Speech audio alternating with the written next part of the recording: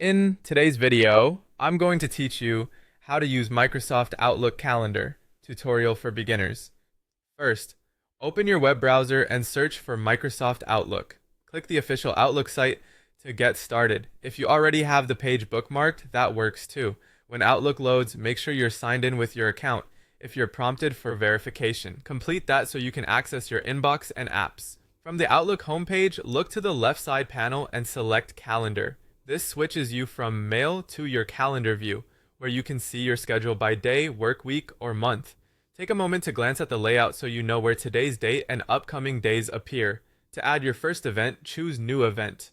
A form will open so you can enter details. Start with a clear title. Keep it short and descriptive, like team meeting or dentist appointment, so it's easy to scan at a glance.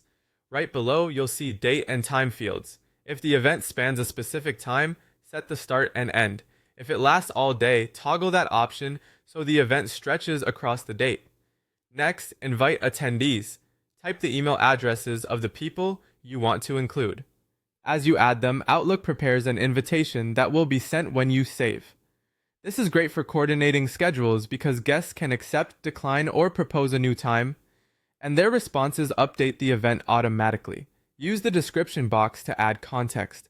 This is the perfect place for an agenda, call-in details, links to documents, or notes you'll need during the event.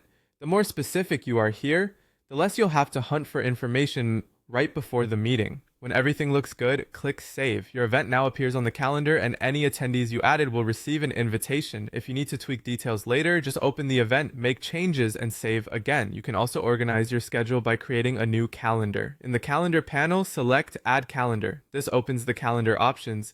Choose Create Blank Calendar. Give your new calendar a meaningful name, like personal, projects, or travel, so you can tell it apart from your main calendar. Then pick a color. Color coding is a simple way to separate different parts of your life at a glance, and it makes your schedule much easier to read. Finally, click Save. Your new calendar appears in the list, ready for you to use whenever you create events.